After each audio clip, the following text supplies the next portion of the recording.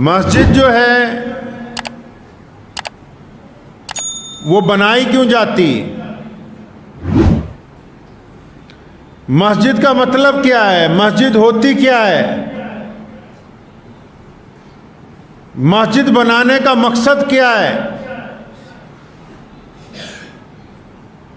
अल्लाह के रसूल सल्लल्लाहु अलैहि वसल्लम ने मस्जिद क्यों बनाई? इस्लाम क्या चाहता है? मस्जिद क्यों बनानी है? कौन लोग मस्जिद को बनाते हैं? मस्जिद कहां बनानी चाहिए? मस्जिद बन जाए तो मस्जिद को बनाया किसने? चलाया कैसे? मस्जिद को चलाना कैसे? मस्जिद का निजाम कैसा होना चाहिए?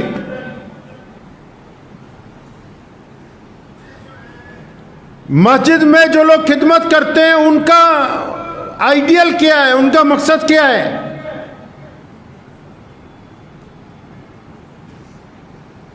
मस्जिद के इंतजामिया की क्या जिम्मेदारियां बनती? इमाम क्या होता है? सदर का क्या काम है?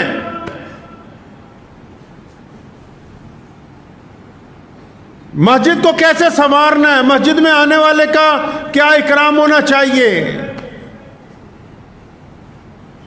ये तमाम तो वो बातें हैं जो कि मस्जिद की रूह के साथ ताल्लुक़ रखती हैं। जैसे इंसान जब तक चलता फिरता है जब तक उसके जिस्म में रूह होती है, अगर जिस्म में रूह ना हो तो हम क्या कहेंगे? मुर्दा बंदा है। इसी तरह वो इमारत जिसको मस्जिद कहा जाता हो और ये ना पता हो कि इस मस्जिद का काम क्या है, मकसद क्या है, मस्जिद की रूह क्या है, मस्जिद के अकायद क्या है, मस्जिद के इमाम की क्या जिम्मेदारी है, सदर की क्या जिम्मेदारी है, मस्जिद के मुअज्जिन का क्या काम है,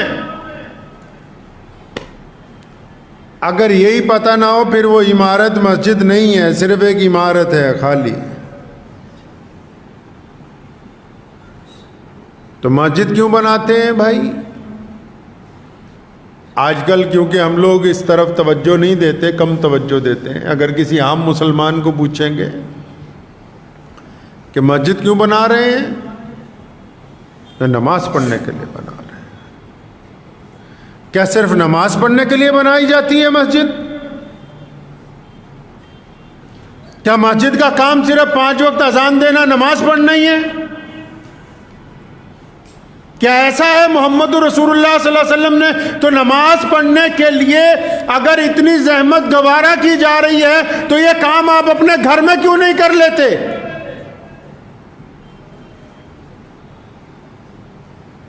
नमाज तो घर में भी हो जाती है। बहुत सारे लोग फजर की नमाज घर पे पढ़ते हैं। नमाजें तो 5 हैं, फजर, जोहर, असर, मगरिब, इशा। और किसी अल्लाह वाले को पूछो, कहता है इससे ज्यादा एक बड़ी नमाज है, पावरफुल नमाज है, उसको जब तक नहीं पढ़ोगे तुम्हारी अल्लाह से तार नहीं जुड़ेगी। अरे भाई कौन सी नमाज है वो? जी तहज्जुद की नमाज है, इन 5 नमाजों से ज्यादा ताकतवर है। अच्छा जी, तहज्जुद की नमाज इन 5 से ज्यादा ताकतवर है, तो वो कहां पढ़नी है? क्या तहज्जुद की अजान कहां होती है? अरे नहीं नहीं बेटा, तहज्जुद की अजान नहीं होती। अच्छा, तहज्जुद की नमाज इनसे ज्यादा ताकतवर है लेकिन इसमें अजान नहीं होती। कहते नहीं नहीं, इसकी अजान की जरूरत नहीं, इसकी अजान हमारे दिल में होती है। जिनका दिल अल्लाह से लग जाता है ना, वो अंदर अजान होती है, अल्लाहु अकबर अल्लाहु अकबर, कि अल्लाह सबसे बड़ा है। उठ जा बिस्तर से रात के अंधेरे में जब सारी दुनिया सो रही है, उठ जा।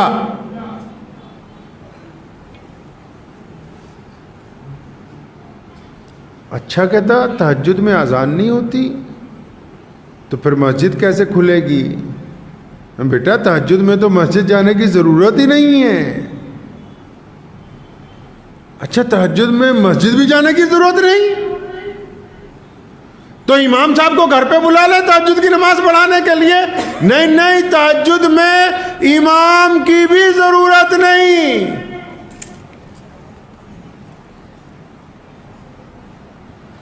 अच्छा, 5 नमाजों से ज्यादा बड़ी नमाज है जिसमें ना अजान होती है, ना तकबीर होती है, ना मस्जिद चाहिए, ना इमाम चाहिए।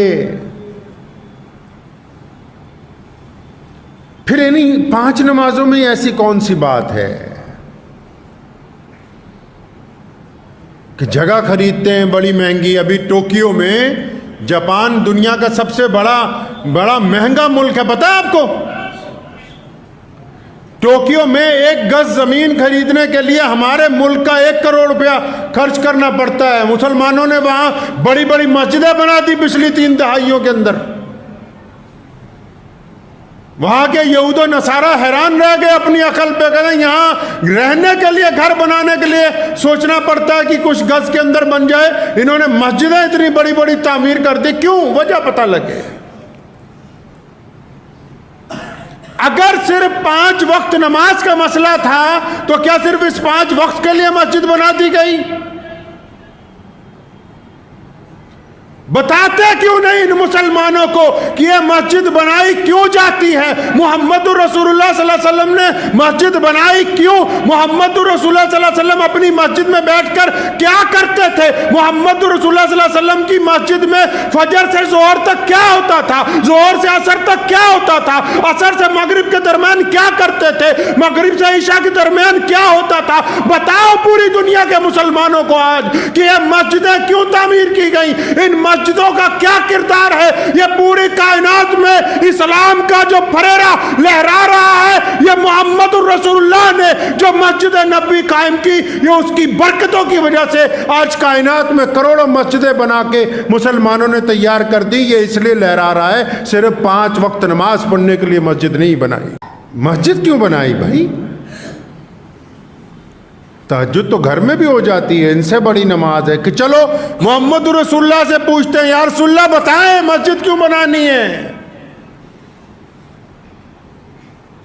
अल्लाह के नबी सल्लल्लाहु अलैहि वसल्लम से पूछेंगे। इमाम बुखारी, इमाम निसई, इमाम अबू दाऊद, साहिब तबकात, अलग अलग मुहद्दिसीन अपनी किताबों के जरिए, अहदीस की मुस्तनद किताबों के जरिए आप जाके पूछे कि हम अल्लाह के रसूल सल्लल्लाहु अलैहि वसल्लम से पूछना चाहते हैं, सवाल करते हैं, या रसूलल्लाह मस्जिद क्यों बनानी है? तो अल्लाह का कुरान, अल्लाह के रसूल सल्लल्लाहु अलैहि वसल्लम की अहदीस मुसलमानों को बताती हैं कि आओ फिर हम तुम्हें बताएं कि मस्जिद क्यों बनानी है। क्योंकि मोहम्मद रसूलुल्लाह ने हुक्म दिया, मुसलमानों मस्जिदें बनाओ, मुसलमानों कुशादा मस्जिदें बनाओ, मुसलमानों मस्जिदों में आओ। फरमाया या रसूलल्लाह क्यों आए? फरमाया ताकि जमात के साथ नमाज अदा की जाए। किसके साथ नमाज अदा की जाए? जमात के साथ नमाज अदा की जाए। या रसूलल्लाह जमात के साथ नमाज पढ़नी है, कैसे? बुखारी में लिखा है, रसूलुल्लाह सल्लल्लाहु अलैहि वसल्लम ने फरमाया जमात से नमाज पढ़नी है, कंधे से कंधा मिला के खड़े हो जाओ अल्लाह के हुजूर। आपस की कड़वाहट की, यार रसूलुल्लाह कंधे से कंधा मिला ले, हुक्म होता है हदीस में, हाँ, ताकि तुम्हारे दिल आपस में मिल जाएं।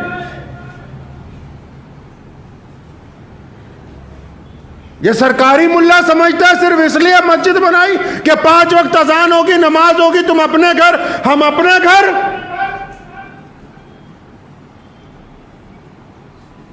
मस्जिद इसलिए बनाने का हुक्म हुआ, अल्लाह के रसूल ने फरमाया ताकि तुम इकट्ठे होकर नमाज पढ़ो, कंधे से कंधा जोड़ के नमाज पढ़ो। मतलब यह कि एक खूबसूरत माशरा तैयार कर दिया जाए जिनमें आपस में मोहब्बतें हो, इत्तफाक हो, प्यार हो, खुलूस हो। अगर फजर की नमाज में अब्दुर्रहमान नहीं आया, जोहर में नहीं आया, असर में नहीं आया, मगरिब में नहीं आया, तो ईशा में मोहम्मद जुनैद, मोहम्मद काशिफ उसके घर जाके पूछे कि भाई आज तुम कहाँ थे, क्यों नहीं आए? अगर बीमार होगा तो उसको दवा ला के देंगे, दुख दर्द में होगा तो उसका साथ देंगे, परेशान हाल होगा तो उसको हौसला देंगे। पता ये लगा कि मस्जिद की तामीर तो इसलिए की ताकि ये जो नमाजें घर में पढ़ते हैं ये मस्जिद में पढ़े, ताकि इन नमाजों के जरिए इनमें मोहब्बत पैदा हो, इन नमाजों के जरिए इनमें इत्तफाक आए, इनमें खलूस आए, इनके दिलों के अंदर आपस के अंदर जो रंजिशें हैं वो खत्म हो जाए। आज अगर एक मस्जिद में नमाज पढ़ने वालों को ये पता ही नहीं कि उनके दाएं कौन नमाज पढ़ता है, बाएं कौन नमाज पढ़ता है, आगे कौन है, पीछे कौन है, फिर इन बेवकूफ़ों को समझाया किसने कि मस्जिद अभी मस्जिद बन गई, ये तो अभी खाली इमारत है। जहां कोई किसी का दुख दर्द नहीं समझता तो वो तो संगे मरमर की इमारत है। 1450 साल पीछे चलिए, अगर मस्जिद देखनी,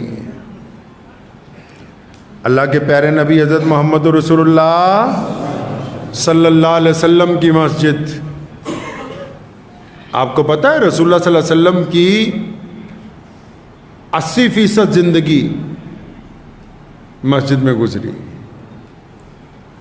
मक्की जिंदगी हरम की मस्जिद में, हरम शरीफ में, बैतुल्लाह में, और मदनी जिंदगी मस्जिद नबवी शरीफ में। रसूलुल्लाह ने हमें सिखाया कि दुख दर्द होगा तो नमाज के बाद बैठ के वहीं बांट लेंगे, परेशानी होगी वहीं गुफ्तगू करेंगे, अगर बाजार में कोई हमारे खिलाफ बात हुई उसकी गुफ्तगू वहीं बैठकर करेंगे, अगर किसी के घर में शादी होगी उसका प्लानिंग वहीं पे हो जाएगी, किसी का निकाह होगा मस्जिद में हो जाएगा, किसी की नाराजगी होगी पंचायत मस्जिद में हो जाएगी, किसी का घर गिर जाएगा तामीर की बात मस्जिद में हो जाएगी, किसी का कारोबार में नुकसान होगा साथ देने की बात मस्जिद में हो जाएगी, कोई दुश्मन हम पर इल्जाम लगाएगा उसका जवाब देने की बात भी यहीं बैठकर गुफ्तगू में अंदर कर लेंगे।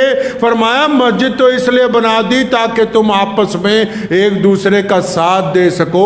तुम्हारी मस्जिद में तो मैंने सुना है कि किसी को पंखा नहीं चलाने देते हो बिना नमाज के। कौन बदमाश लोग हैं ये जो किसी गरीब को 2 रकात नमाज के लिए जमात के बाद कहें कि ये पंखा नहीं चलेगा, ये एसी नहीं चलेगा, फलां के लिए नहीं चलेगा, फलां के लिए चलेगा। मस्जिदों के नौकर मस्जिदों के बादशाह बन गए। अल्लाह के घर के नौकर अल्लाह के घर के बादशाह बनना चाहते हैं, और जो अल्लाह के मेहमान हैं उनको नौकर समझते हैं। अपनी औकात और अपनी हैसियत भूल गए कि अल्लाह तबारक व तआला ने तुम्हें अपने घर में रखा क्यों है। अगर नौकर हो तो अपनी औकात और हैसियत के अंदर रह के अल्लाह के मेहमानों का इकराम करो। तुम्हें ये किसी ने नहीं इख्तियार दिया कि तुम अल्लाह के मेहमान के साथ किस अंदाज के अंदर गुफ्तगू करोगे। नौकर का काम सिर्फ मेहमान का इकराम करना, इससे ज्यादा कुछ नहीं है। हो सकता है कई प्रधानों को, कई चौधरियों को मेरी बात बुरी लग जाए जो मस्जिदों पे अपनी एजादारी चलाना चाहते हैं। मेरे वालिद साहब शेर इस्लाम मौलाना हबीबुर रहमान लुधियानवी रहमतुल्लाह अलैह, मुझे अच्छी तरह याद है, हमारी कदम कदम पे उन्होंने बचपन से आज तक रहनुमाई की। हम जो कहते हैं बस उन्हीं की गुफ्तगू है। एक दिन किसी साहब ने, हमारी मदरसे में से किसी ने एसी बंद कर दिया, कोई था नहीं, तो बड़ा बुला के डांटा मुझे कि ये बंद क्यों कर दिए। ये कोई था नहीं। फरमाया जो आने वाले हैं उनको आती पहले इस बात का वो इंतज़ार करेगी मस्जिद ठंडी हो जाए फिर उसके बाद नमाज पढ़े। हमारे ज़िम्मे अल्लाह ने खिदमत लगाई है मेहमानों की। अल्लाह के मेहमान आते हैं, नबी अकरम सल्लल्लाहु अलैहि वसल्लम की मस्जिद देखे, रसूलुल्लाह सल्लल्लाहु अलैहि वसल्लम मस्जिद में बैठे, सामने करीब आया गैर मुस्लिम। रसूलुल्लाह सल्लल्लाहु अलैहि वसल्लम के पेट से पत्थर बंधे हुए, पूरी कहत का महीना है, मदीने में खाना नहीं मिल रहा है लोगों को, फसल अच्छी नहीं हुई है। उसने आगे सवाल किया, या रसूलल्लाह मैं आपसे खाने का सवाल करता हूँ। मोहम्मद रसूलुल्लाह ने अपने सहाबा से फरमाया, जो इसको बेहतरीन खाना खिलाए मैं उसके साथ जन्नत में आला दर्जे के खाने का वादा करता हूँ। लेकिन उसको खाली नहीं लौटाया, खाना खिला के मस्जिद नबवी से बाहर भेजा गया। पता लगा कि मस्जिद तो वो है जहां अगर कोई भूखा आके सवाल करते, भूखा आके सवाल करते तो मस्जिद से वो भूखा वापस नहीं जाना चाहिए। ये मस्जिद के दस्तूर में लिखा है। तुम्हें तो मदरसों के सफीर गवारा नहीं है, दो आ जाए तो। मस्जिद के दस्तूर में लिखा है कि मस्जिद के दरवाजे पर अगर कोई मांगने वाला आ जाए और वो सवाल कर दे, या रसूलुल्लाह मुझे कपड़े चाहिए, मोहम्मद रसूलुल्लाह उनको कपड़े देते, जबकि सवाल करने वाला मुसलमान नहीं है। मस्जिद के दरवाजे पर कोई आ जाए, या रसूलुल्लाह मुझे सवारी चाहिए, मैं दूर का मुसाफिर हूँ, और मांगने वाला यहाँ भी मुसलमान नहीं है, मोहम्मद रसूलुल्लाह उसको ऊँट पेश करते हैं। मस्जिद के दरवाजे पर कोई दुख दर्द लेके आता है, या रसूलुल्लाह फ़लाँ ने मेरे से ज़्यादती की, मेरी मदद करें। मोहम्मद रसूलुल्लाह उसके साथ चल के उसकी मदद करने जाते हैं। पता ये लगा कि मस्जिद जब बनाई जाती वो इसलिए बनाई जाती कि ये माँ की तरह है, जिसके पास जाके बंदा बैठ के रोता भी है, हंसता भी है, दुख दर्द भी सुनाता है, खुशी भी तकसीम करता है। मस्जिद तो इसलिए बनाती कि आसपास रहने वाले इंसानों को राहत मिल जाए, आसपास रहने वालों को राहत मिल जाए मस्जिद से, उनके दुख दर्द बांटा जाए। वो कैसे मस्जिद का कोई बंदा इमाम या सदर हो सकता है जिसके मोहल्ले में कोई बेवा हो और उस घर में खाना ना पकता हो, एक वक्त पकता हो एक वक्त ना पकता हो, और मस्जिद में आला तरीन संगे मरमर के पत्थर लगा दिया जाए और बेहतरीन लोग आए नमाज पढ़ने के लिए और उस मोहल्ले में कोई बंदा भूखा सोता हो, फिर ये मस्जिद अभी मस्जिद के हुक्म में आई ही नहीं है। तुम्हें किसने कहा कि मस्जिद सिर्फ 5 वक्त नमाज के लिए होती है? सबसे बड़ा स्कूल मस्जिद में खोला जाता है। आज भी दुनिया में मुसलमानों का जो सबसे बड़ी यूनिवर्सिटी है, मुसलमानों के पास जो आज भी 1 नंबर का मदरसा है, आज भी हमारे पास ऐसा इदारा जहां के पढ़े हुए आलिम पूरी दुनिया में जब जाते हैं लोग उठ के खड़े हो जाते हैं, तो मोहम्मद रसूलुल्लाह सल्लल्लाहु अलैहि वसल्लम की मस्जिद नबवी का मदरसा है आज भी, जहां कई हजार बच्चे रोजाना हर नमाज के बाद तालीम हासिल करते हैं। आज की तारीख में आज भी अगर बेहतरीन डॉक्टर आपको अपने आप को दिखाना है तो जब आप हरम शरीफ में नमाज पढ़ने के लिए जाएंगे, जगह जगह पे मस्जिद नबवी में, हरमैन शरीफैन में बेहतरीन दुनिया के डॉक्टर वहां लोगों के लिए बैठे, क्योंकि वो मस्जिद है, खुदा का घर है। वहां जो आने वाले हैं उनकी दुख तकलीफ को सुनना हमारी जिम्मेदारी बनती।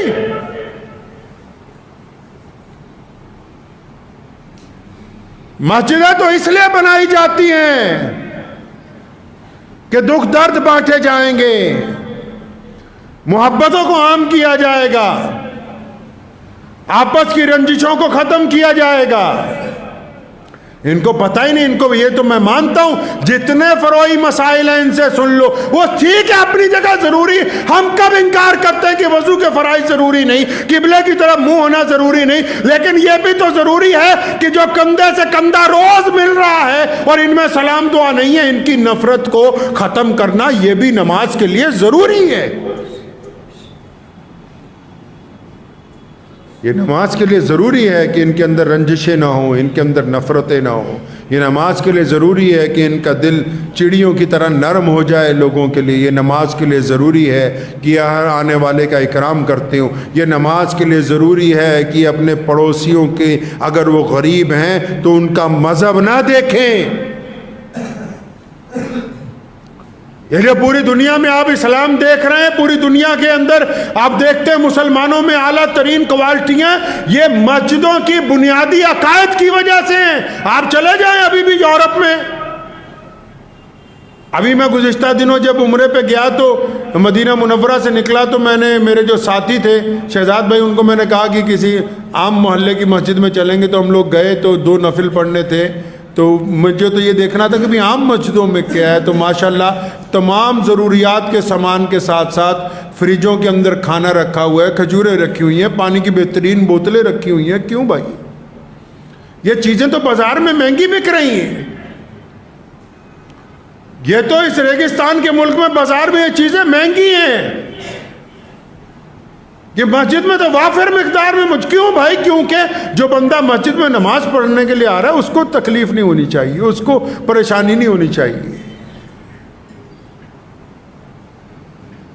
कोई मस्जिद में आ रहा है, किसी को कुरान शरीफ चाहिए, किसी को किताब चाहिए, किसी को अपना दुख दर्द बांटना, किसी की परेशानी है। अरे तुम्हें बिठाया इसीलिए मुसलमानों मस्जिद के अंदर कि तुम मस्जिद में बैठ के इंसानों का भला करोगे। नमाज तो पढ़नी है, नमाज का मकसद यही है कि तुम बुराइयों को छोड़ के अच्छाई की तरफ लग जाओ। मस्जिद की नमाज का मतलब ही यही था कि तुम अब बुराई के खिलाफ उठ के खड़े हो जाओगे, इसीलिए तो मस्जिद बनाई गई। मस्जिद नबी सल्लल्लाहु अलैहि वसल्लम में बताओ तो सही, दुनिया का कौन सा काम है, दुनिया का कौन सा फैसला है जो मोहम्मद रसूलुल्लाह ने मस्जिद नबी में बैठ के नहीं किया। कोई एक काम तो बताओ जो मस्जिद नबी में बैठ के नहीं हुआ। हम लोगों ने दो तबकात के अंदर मुसलमानों को बांटा। दुनियादार लीडर कहते हैं कि मस्जिद में नमाज के अलावा कोई गुफ्तगू ना हो, और तुम्हारे पास ना तालीम का कोई नजरिया है, ना तुम्हारे पास मुसलमानों के इत्तेफाक का कोई नजरिया, ना तुम मुसलमानों की कोई चैरिटी कर सकते हो, ना तुम इस्लाम के जरिए गैर मुस्लिम दोस्तों के आगे इस्लाम को पेश कर सकते हो। तुम्हारे पल्ले कुछ नहीं, लेकिन तुम ये चाहते हो कि मस्जिद में सिर्फ 5 वक्त नमाज की बात हो, इसके अलावा कोई बात ना हो। यहीं पर आके तुमने अपने पांव के ऊपर कुल्हाड़ा मारा है। तुम्हें यह बात समझाई किसने कि मस्जिद सिर्फ 5 वक्त जमात के लिए है, इसके अलावा कुछ नहीं। मस्जिद तो इको फ्रेंडली होनी चाहिए। मस्जिद तो कहती है कि बंदा बिना नमाज के आए, थका हुआ आए, परेशान हाल आए तो कोई बात नहीं। अगर वजू करके वो मस्जिद के अंदर आराम करने लगा तो क्या बात हो गई। मस्जिद तो बनाई इसीलिए ताकि लोगों को राहत पहुंचा दी जाए। तुम कौन होते हो उसको परेशान करने वाले, दूसरे को सवाल करने वाले। अल्लाह ने किसी को किसी के ऊपर जज नहीं लगाया दुनिया में। उसके लिए बाकायदा अदालतें कायम की गई, काजी के ओहदे बनाए, हुकूमतें बनाई, वोट डालते। हर एक बंदे को नहीं इख्तियार दिया कि वो ऑन द स्पॉट खुद बोले कि मैं फैसला करूंगा। होते कौन हो तुम फैसला करने वाले कि किसकी नीयत क्या है, किसकी नीयत क्या नहीं है। आपने अपने पास से नीयतों का एतबार करके पूरी कौम का बेड़ा गर्क कर दिया। आप यही बताने बैठ गए कि हम बताएंगे कि कौन बंदा मस्जिद के अंदर बैठ सकता है, कौन बंदा नहीं बैठ सकता, कौन नमाज पढ़ेगा, कौन नहीं पढ़ेगा। मस्जिद तो वही है, याद रखिए, चाहे आपके मोहल्ले की हो या आपके शहर की हो, जिस मस्जिद में 5 वक्त नमाज के नमाजियों में इत्तफाक नहीं, वो अभी मस्जिद के हुक्म में आई नहीं है। जहां कंधे से कंधे नहीं मिले हुए, वो अभी पूरी नमाज अपने हुक्म में नहीं आई। जो अपने इमाम का इकराम नहीं करते वो अभी एतकाद के अंदर नहीं आए। जिस मस्जिद के दरवाजे पर कोई भूखा जाता हो और खाली लौटाए तो वो अभी हुक्म में नहीं आई। जहां किसी का दुख दर्द सुनने वाले बैठने के लिए तैयार ना हो और खुद मीटिंगें करके रात को बिरयानी की देग मंगा लेते हो, ये अभी मस्जिदों के हुक्म में नहीं आए। ये तमाश भी नहीं कर रहे। पूछो जाके इन मस्जिदों के प्रधानों से, मुतवल्लियों से, बताओ क्या किया आज तक तुमने अपनी मस्जिद से बैठ के हमारे लिए। क्या कोई ट्यूशन सेंटर खोला है मस्जिद में? क्या कोई बेटियों के लिए सिलाई का सेंटर खोल दिया है? क्या डिस्पेंसरी बना दी है?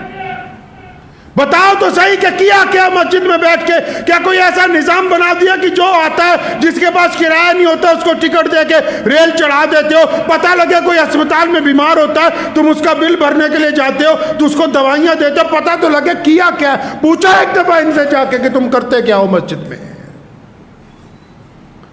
मुसलमानों, सिर्फ अगर इस चक्कर में रह गए तुम कि मस्जिद सिर्फ 5 वक्त नमाज के लिए, तो अपना भी खसारा करोगे, दीन का भी करोगे, लेकिन दीन कल को फिर आगे निकल जाएगा, तुम यहीं के यहीं खड़े रह जाओगे।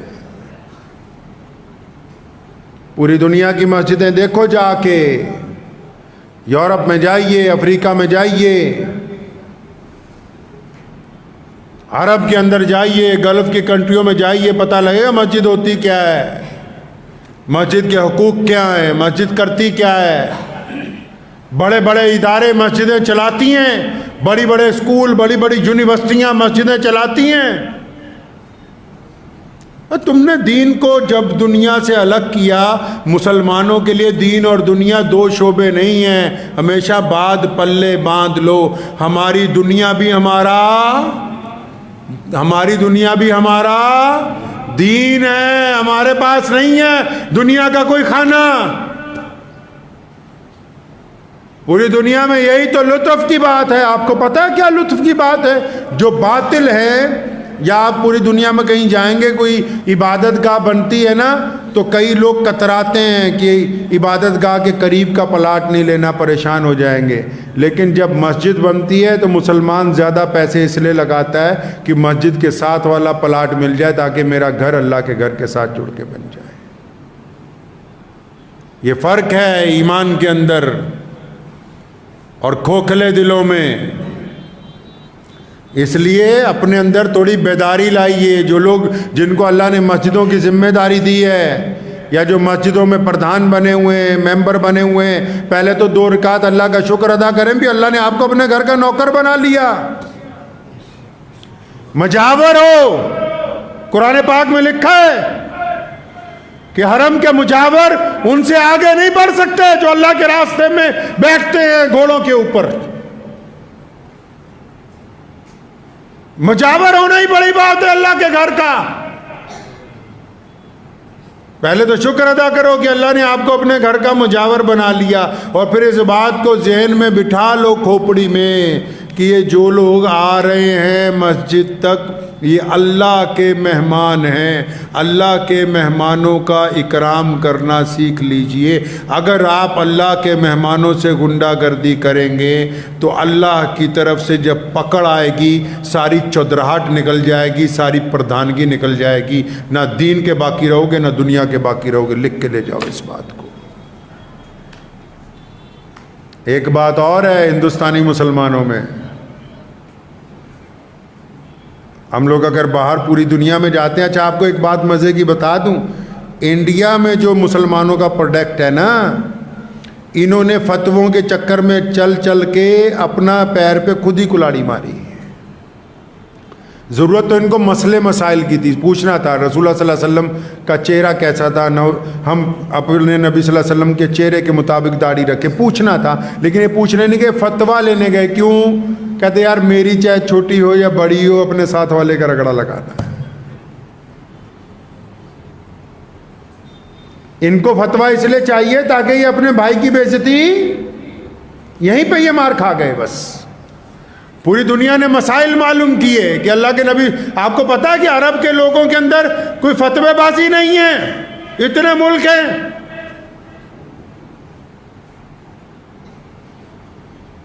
क्योंकि कुरान को उसके फहम के मुताबिक समझ रहे हैं। हमने खुद कुरान नहीं पढ़ना ना, मस्जिद में कोई निज़ाम ही नहीं बनाया हमने कि जी जो बच्चे हैं वो सुबह को पढ़ेंगे, बड़े शाम को पढ़ेंगे, जी जो बच्चे हैं वो जोहर में आ जाएंगे, बड़े जितने ईशा के बाद 1 घंटा कुरान पाक सीखेंगे। नहीं, हमने तो कहा जा रहे हैं तो 5 वक्त नमाज के लिए है। बस इस्तिंजा करो, नमाजू करो, मस्जिद पढ़ो, बस अल्लाह अल्लाह खैर चल रहा। दूध चाहिए असली, देसी घी लेने जाएंगे भी असली है, कपड़ा लेने जाएंगे भी बढ़िया क्वालिटी का चाहिए। सारी चीज़ें इनको असली चाहिए, होनी भी चाहिए, सेहत का मामला है। इमाम चाहिए, इमाम कैसा चाहिए भाई? सस्ता, जितना सस्ता हो सके उतना सस्ता। 4000 में मिल जाए, 5000 में मिल जाए,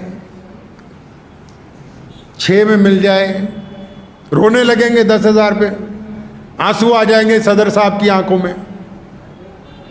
मेरे दादा हज़रत मौलाना मुफ्ती मोहम्मद अहमद रहमानी रहमतुल्लाह अलैह फरमाया करते थे, हमारे ख़ानदान के तमाम उलमा को फरमाते थे, अपना काम करते रहोगे, मेंबर पे बैठोगे, तब इनको सच्ची बात सुनाओगे। ये तो बर्दाश्त ही नहीं करते कि मौलवी इनको सही बात कह दे, तो फौरन कमेटी वाले मीटिंग बुलाएंगे कि उतारो इसको आज मस्जिद की इमामत से। पंजाब वक्फ बोर्ड का एक किस्सा मैं आपको सुनाता चलता हूँ। तो मैंने वहाँ एक दफ़ा कहा, इसे 10 साल पहले की बात है, मीटिंग में मैंने कहा ऐसा करो पूरे पंजाब में इमामों की तनख्वाहें बढ़ा देते हैं। तो जिस दौर में मैं था मजहबी उमूर का चेयरमैन, तो इमामों की तनख्वाह 7-8 हज़ार थी, तो मैंने सोचा 20,000 कर देते। अब बाकी सारे मेम्बरान मेरे से बहसने लगे कि अरे उस्मान भाई ये तो बहुत ज़्यादा हो जाएगा, इनको इतनी ज़रूरत नहीं है। अच्छा मुझे भी पता था कि अगर 20 कहूँगा तो 4-5 और बढ़ाएंगे, चलो 13-14 हज़ार हो जाए। तो लेकिन वो गुफ्तगू चल रही थी, तो मेरे एक और दोस्त हैं, तो मेरे साथ ही बैठे हुए थे, दुनियादार आदमी। तो मैंने उनको अचानक कहा, मैंने कहा ये आपने जूते माशाल्लाह बहुत अच्छे पहने, तो ये कितने के? तो मुझे कहने लगे यार उस्मान भाई ये 22,000 रुपये के आए हैं, एडिडास कंपनी है उसके लिए। तो मैं बस ठीक है, तो तुम्हें जूतों की ज़रूरत है, मौलवियों की थोड़ी ज़रूरत है। इस कौम को जूतियों की ज़रूरत है। इनको अच्छे लोग थोड़ी चाहिए भाई, इनको चमचे चाहिए, ये खुद भी नहीं चाहते। वो भी सुनो जो बार बार मुझसे सरकारी मौलवियों का तवा सुनकर खुश होते, अरे इनको भी अच्छे लोग नहीं चाहिए। इनका अपना बेटा 40,000 रुपये महीना उड़ा दे, ये इमाम को मुकम्मल तनख्वाह नहीं देंगे कि वो अपने बच्चों का गुजारा अच्छी तरह कर ले। नहीं, इनके पेट में दर्द हो जाएगा। इनको भी फिर जूतियों की जरूरत है। कुरान पाक के बाद सबसे मुस्तनद किताब हमारी पूरी दुनिया में इमाम बुखारी ने जो लिखी हदीस शरीफ की किताब है, नबी अलैहिस्सलाम के फरमानात की किताब है। जो पहली हदीस उन्होंने नकल की, फरमाया कमा काल नबी सल्लल्लाहु अलैहि वसल्लम इन्नमल अमालु बिन्नियात, के अमल का दारोमदार नियत पे है। जब इनकी नियत ही जूते खाने की है तो फिर अल्लाह ने वही इंतजाम कर रखा, वही इंतजाम किया हुआ।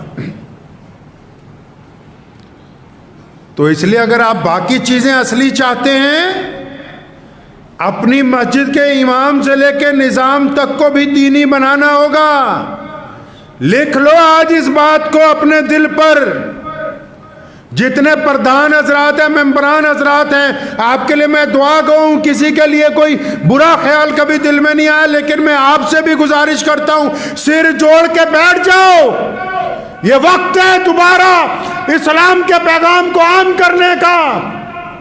याद रखो, दुनिया में जब भी इस्लाम के खिलाफ बातें ज्यादा होने लगे तो वो वक्त है सरवाइव करने का, वो वक्त है आगे बढ़ने का, वो वक्त है लोगों को बताने का कि इस्लाम क्या है। और यकीनन जब आप आगे बढ़ेंगे परेशानी के दरमियान तो अल्लाह ने आपके लिए कामयाबी रखी है, इसके अंदर घबराने की कोई बात नहीं है। सिर जोड़ के बैठ जाओ, देखो क्या कर सकते हैं अपनी मस्जिद में, कौन सी तालीम का निज़ाम चला सकते हैं, कौन से कॉलेजों के ज़्यादा बच्चे हैं जिनको ट्यूशन दे सकते हैं, कौन सा ऐसा गरीब है जिसको पैसे दे के छोटा सा उसका कारोबार शुरू करवा सकते हैं। क्या हमारे पास निज़ाम है कि रात को मुसाफिर आए तो हमारे पास ठहर जाए? हमारे पास ऐसा क्या निज़ाम है कि हमारे इमाम को कोई दुख ना हो, तकलीफ ना हो? हमारे पास हमने किया क्या है? आज से ये सोचे बस जाके अपने मोहल्ले की मस्जिद के लोग बैठ के ये सोचे भी हमारी मस्जिद ने आज से पहले किया क्या है इंसानों के लिए। हमारे मोहल्ले में जो गैर मुस्लिम गरीब है उसके लिए हमने क्या किया, अपने हिंदू सिख भाइयों के लिए हमने क्या किया है, अपने पड़ोसियों के लिए हमने क्या किया है। सिर्फ 5 वक्त नमाज नहीं, मस्जिद मस्जिद नबी सल्लल्लाहु अलैहि वसल्लम की सुन्नतों पर होनी चाहिए। मेरे नबी की मस्जिद में गरीब के लिए खाना है, मेरे नबी की मस्जिद के लिए मुसाफिर के लिए सवारी है, मेरे नबी की मस्जिद के लिए जख्मी के लिए मलम है। तो हमें अपनी मस्जिद को अपने नबी सल्लल्लाहु अलैहि वसल्लम की मस्जिद के मुताबिक चलाना होगा। इंशाअल्लाह ताला चलाएंगे जी इंशाअल्लाह। दुआ कीजिए अल्लाह ताला मुझे भी आप सबको भी इन बातों के ऊपर अमल करने की तौफीक अता फरमाए। व आखिर दावाना अनिल हम्दुलिल्लाहि रब्बिल आलमीन।